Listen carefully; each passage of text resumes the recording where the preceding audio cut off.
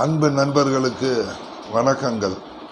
அன்பு நண்பர்களே, இந்த மனைவி கருவுற்ற சமயத்தில் ஆண்கள் சில விஷயங்கள் செய்யக்கூடாது அப்படின்னு சொல்லுவாங்க. இது ஒரு முக்கியமான விஷயங்க. நிறையா நபர்கள் இந்த தவறை செய்து கொண்டே இருப்பார்கள். அது தெரியாமல் தான். அப்போ இந்த அமைப்பு என்ன என்பதை நம் முழுவதும் தெரிந்து கொள்ளக்கூடிய ஒரு விஷயமாக இருக்க வேண்டும். அதாவது மனைவி கன்சீவாக இருக்கும்போது சர்வ நிச்சயமாக சப ஊர்வலத்தில் கலந்து கொள்ளக்கூடாது. கணவன் சப ஊர்வலத்தில் கலந்து கொள்ளக்கூடாது.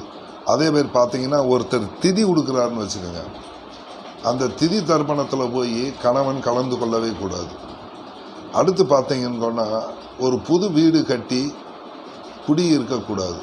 புது வீடு கட்டிட்டோம், அந்த வீட்டில் போய் குடி இருக்கக்கூடாது என்பது மிக முக்கியமான விஷயம். அதே போல் பார்த்தீங்கன்னா, மலை ஏறுதல் கூடாது. ஒரு சபரிமலைக்கு மாலை போட்டு போகிறது, இதெல்லாம் தவிர்க்கப்பட வேண்டிய விஷயம்.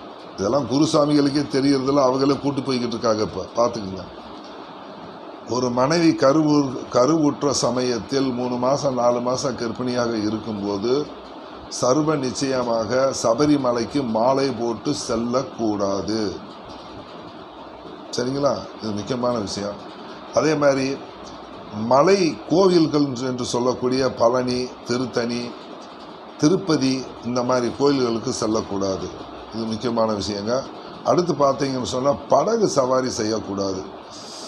ஆற்றுல குளத்தில் போய் படகு சவாரி போகிறது, மனைவி கருவுற்ற நேரத்தில் படகு சவாரி செல்லக்கூடாது. சரிங்களா? அதே மாதிரி பார்த்தீங்கன்னு சொன்னீங்கன்னா, புனித யாத்திரைகள் செல்லக்கூடாது. மாலை போட்டு போகிறதே தப்பு அப்படின்னு சொல்லப்படுகிறது. சரிங்களா? அதெல்லாம் செய்யக்கூடாது அப்படின்னு சொல்லப்படுகிறது. அதே மாதிரி பார்த்தீங்கன்னு சொன்னால், மனைவிக்கு வளைகாப்பு செய்வோம்.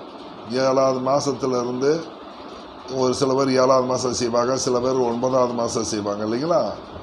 அந்த வளைகாப்பு முடிந்த பிறகு டெலிவரி ஆகும் வரை கணவன் சேவ் பண்ணக்கூடாது, சவரம் பண்ணக்கூடாது அப்படின்னு சொல்லுவாங்க. சரிங்களா?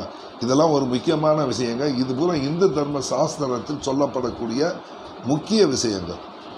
மறக்காமல் சப்ஸ்கிரைப் பண்ணிடுங்க நண்பர்களே.